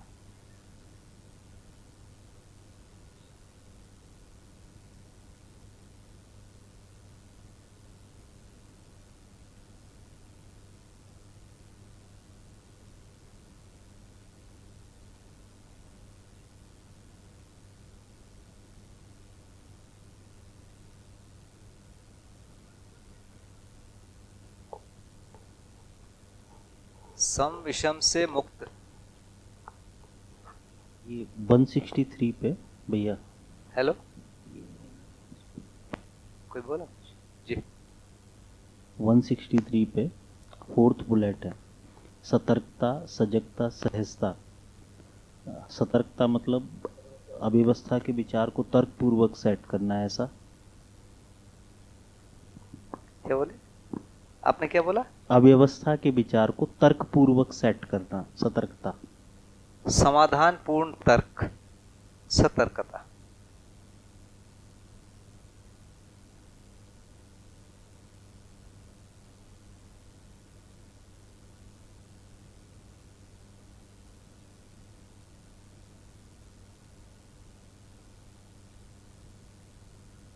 सजगता, जागृति, सहज। जगना माने, जगता माने जागृति, सजगता। जैसे सारे गामा उसको बनाया ना, सरगम। सरगम शब्द किससे बना है? सारे गामा। भाग दौड़, भगदड़, शब्द कैसे बनते हैं? ऐसे तो बनते हैं। भाग दौड़ को बोलने में समय लगता है, उसको थोड़ा छोटा कर दिया, भगदड़। भगदड़ माने भाग दौड़। थोड़ा सजगता को और खोलिए ना। सारे गामा, सर गामा। वैसे सजगता, सजागृति माने जागृति सहित, इसका नाम है सजगता। जगना जो शब्द है वो जागृति से बना हुआ है। शब्द तो समझ आ गया, अब सजगता का उपयोग कहाँ करना है वो एक्सप्लेन कर। नहीं, सजगता होगी तो उपयोग होगा, नहीं होगी तो कहाँ से उपयोग होगा?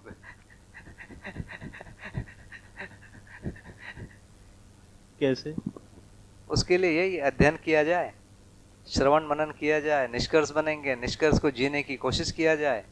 जीने के क्रम में धीरे धीरे साक्षात्कार होने लगेगा और उसके बाद जागृति होगी। फॉर्मूला तो एक ही लाइन का है भैया।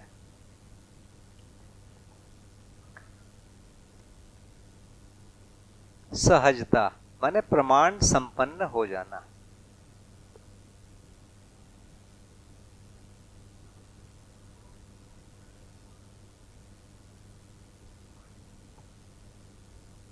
एकदम शुरू में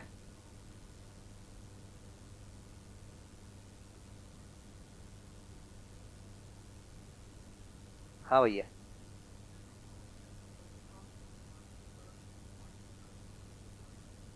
हाँ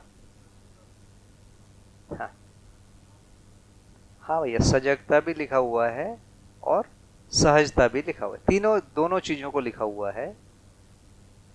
सतर्कता, पूर्ण मानवीयता, देव मानवीयता एवं सामाजिकता। क्या है? मानव और देव मानव एक ही चीज है,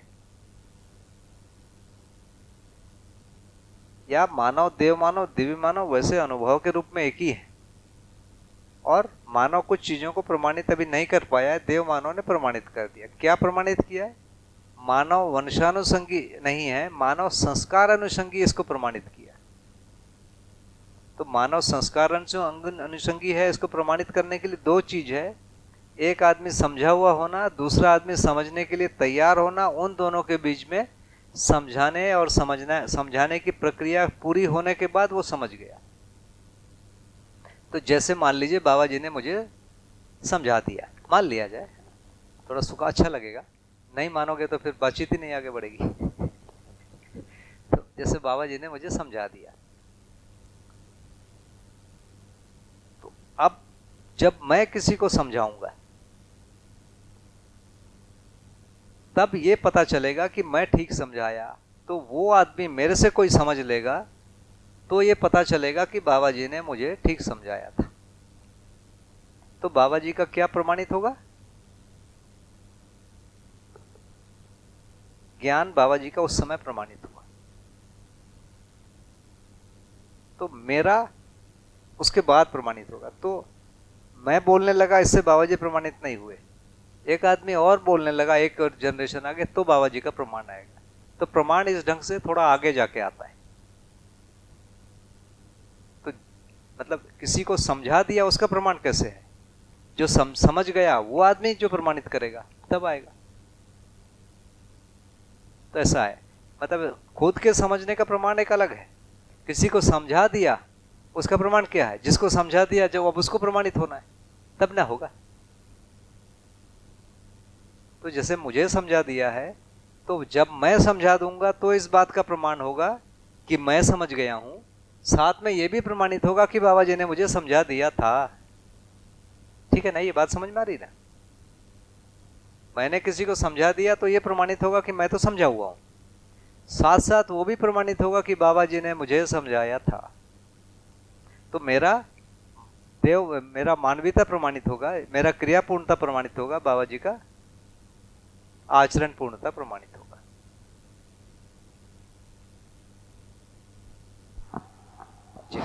भैया ये मनीषियो शब्द है 162 पेज पर। मनुष्य, मनीषियो, मनीषी, हाँ, इसका क्या मतलब? विद्वान जिनको बोला जाता है, विद्वान जी। यहाँ पर मनीषी जो शब्द है वो वित्तेषणा, पुत्रेषणा, लोकेषणा को कर पा रहा है, उसको श्रेष्ठ मान रहा है, उस व्यक्ति के लिए। तो देव मानव कह सकते हैं उसको? नहीं, श्रेष्ठ मान रहा है माने अभी वो उसके नीचे है जी। प्रमाणित कर रहा है माने उससे आगे हो गया जी जी। तो ये वही लोग हैं जो अध्ययन के जगह पर हैं, वही लोग उसको श्रेष्ठ मान रहे हैं। जो प्रमाणित कर रहा है वो फिर देव मानव या मानव पद होगा जी।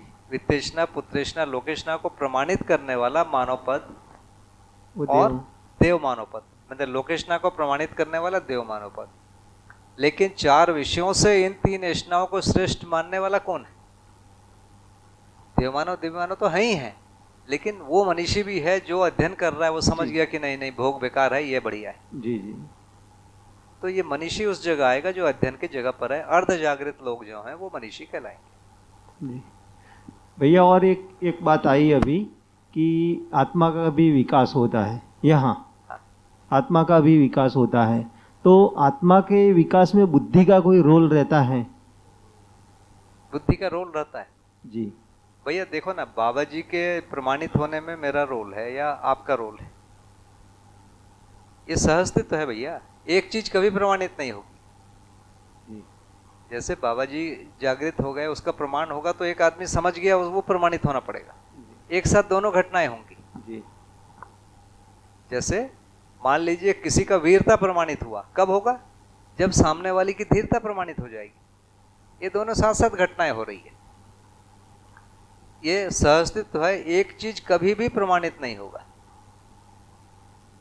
ये बात एकदम पकड़ के गांठ बैठा लीजिए, तर्क पूरे बढ़िया जल्दी जल्दी सेट होने जाएंगे, है ना? तो हमेशा एक नियम है कि बाबा जी ने समझाया, इसका क्या प्रमाण है? मैं समझा, तो दोनों साथ प्रमाणित हुआ, बाबा जी के समझाने का, मेरे समझने का।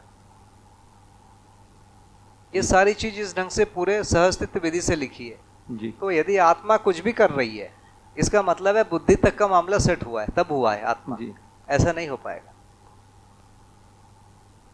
इसीलिए सहअस्तित्व है, हर जगह सहअस्तित्व चलेगा ये। इसीलिए सामाजिकता है, एकांत नहीं है। भैया ये भैया 163 पेज पे फर्स्ट बुलेट है, यहाँ पे रूप क्रिया की गणना काल, संवेग, वेग, विसर्जन गुण व स्वभाव के अनुसार स्थूल व सूक्ष्म भेद से है, जो मानव की समझदारी, बुद्धि में भाव, इच्छा में प्रतिभाव, विचार में अनुभव, मन से प्रवृत्तियों के रूप में व्यक्त होती है।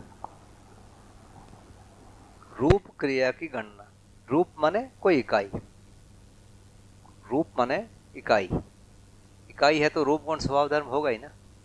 इकाई है तो क्रिया होगा ही, क्रिया होगा तो रूप गुण स्वभाव धर्म होगा, तो रूप तो होगा ही। अब रूप की गणना कैसे करेंगे? रूप की गणना एक विधि है काल। संवेग, संवेग माने उसकी गति को संवेग कह रहे हैं। वेग, विसर्जन, वो टूट गया, उस रूप में भी उसको पहचाना जाएगा। गुण, दूसरे के साथ क्रिया करके कुछ और बनाएगा। स्वभाव, एक अवस्था का भाग होकर एक प्रकार का क्रियाकलाप करेगा। के अनुसार स्थूल व सूक्ष्म भेद से है। तो किसी भी रूप क्रिया की जो गणना है स्थूल व सूक्ष्म भेद से, इतने प्रकार से उसकी गणना होगी। ये इकाई की ही गणना की विधि है। और ये जो गणना है, ये जो समझ है, बुद्धि में भाव के रूप में, इच्छा में प्रतिभाव के रूप में, विचार में अनुभव के रूप में, मन में प्रवृत्ति, तो ये चारों जगह इसका असर आएगा। बुद्धि भी समझेगी, चित्त में भी कुछ आएगा, वृत्ति में भी कुछ आएगा, मन में भी कुछ आएगा। तो यहाँ पे ये जो एक तो सूक्ष्म भेद है वो, और ये भाव, प्रतिभाव, अनुभव क्या है? जैसे बुद्धि में जो मूल्यांकन क्रिया है उसका नाम है भाव। बुद्धि में जो समझ हुई उसका नाम है भाव। तो बुद्धि में समझ होगी तो चित्त में भी तो कुछ होगा ना, चित्त तो खाली नहीं रहेगा। तो वैसे ही उसका अलग अलग नामकरण है। ये जो सूक्ष्म भेद है तो वो परमाणिक स्वरूप में जो रहता है। हाँ, सूक्ष्म भेद माने प्रकार। सूक्ष्म के प्रकार से यदि जब भी सूक्ष्म की बात हो रही, परमाणु की बात हो रही है, परमाणु की सूक्ष्म संज्ञा है। सूक्ष्म माने परमाणु, और स्थूल का मतलब है परमाणु से बने, ऊपर बनने वाले चीजों को स्थूल बोलते हैं। दर्शन में जब भी सूक्ष्म बोला जा रहा है, सूक्ष्म का मतलब है परमाणु की बात हो रही है। जब भी कारण बोला जा रहा है तो बुद्धि और आत्मा की बात हो रही है। जब भी महाकारण शब्द बोला गया है, माने व्यापक के बारे में बात हो रही है।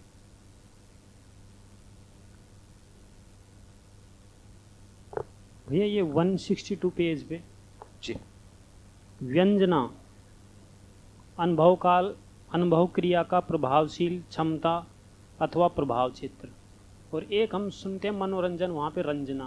हाँ। तो ये इसमें क्या सुने हो? मनोरंजन में से रंजना बोलते, ये व्यंजना। रंजना माने जैसे मनोरंजन में जो सुख फील होता है, रंजना हो, ऐसा। हाँ, हाँ। ठीक है बढ़िया। और इसमें व्यंजना मतलब यहाँ पे देखो, व्यंजन माने क्या है? जब हम भोजन में, पार्टी में जाते हैं तो अलग अलग थाली परोसते हैं, कटोरी परोसते हैं। इसको अंग्रेजी में कहते हैं डिश। हमारे इसमें क्या बोलते हैं? व्यंजन। व्यंजन शब्द ये है ना। तो व्यंजन माने स्वीकार करने योग्य। ठीक है, व्यंजन का परिभाषा है। वैसे ही अ, आ, ई, उ, इसको कहते हैं स्वर। क, ख, ग, घ इनको कहते हैं व्यंजन, माने ये भी स्वीकार करने योग्य। तो व्यंजन का जो मीनिंग है वो स्वीकार करने योग्य। तो जो भी चीजें स्वीकार करने योग्य हैं वो है व्यंजन। स्वीकार किया गया माने व्यंजना हुई। व्यंजना माने स्वीकार करना। अब व्यंजना कहाँ तक उसका रेंज है? आत्मा तक जाने का उसका रेंज।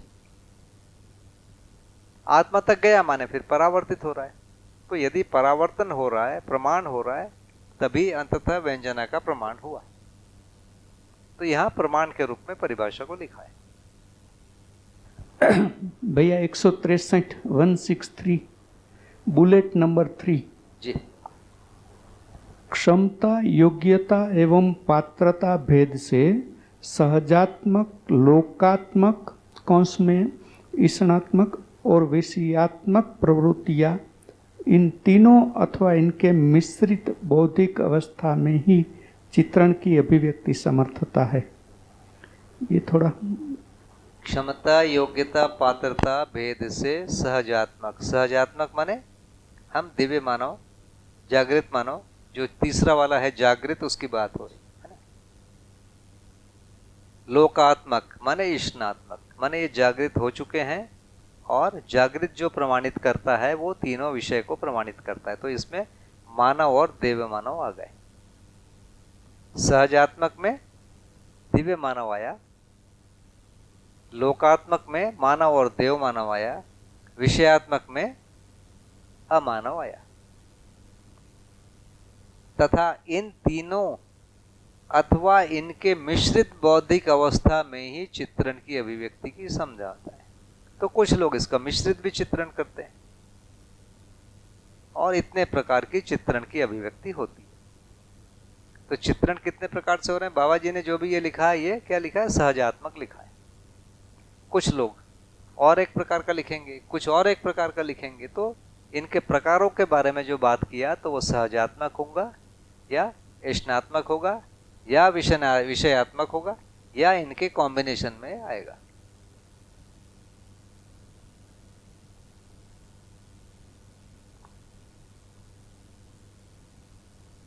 जी जी।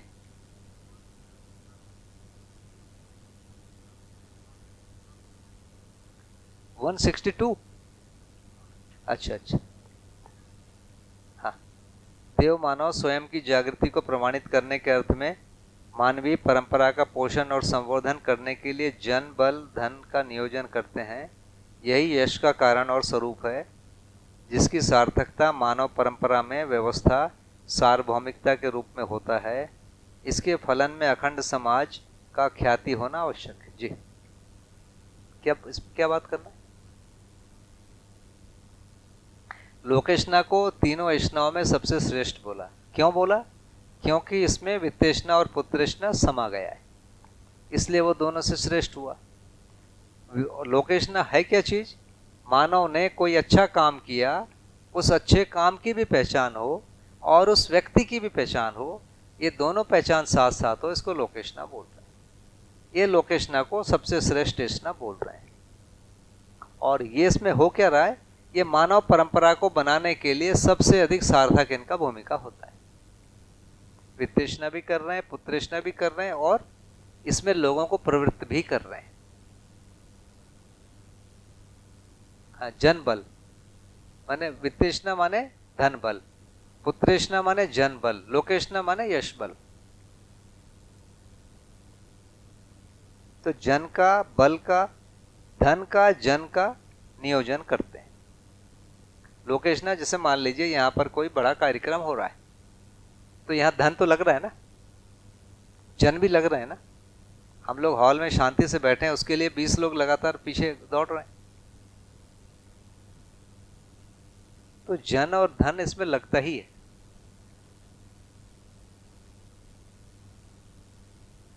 तो इसका नियोजन होता है।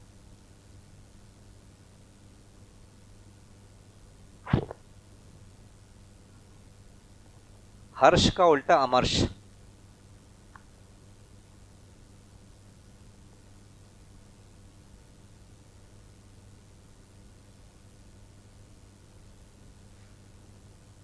ठीक है, 5 मिनट पहले छुट्टी कर लें।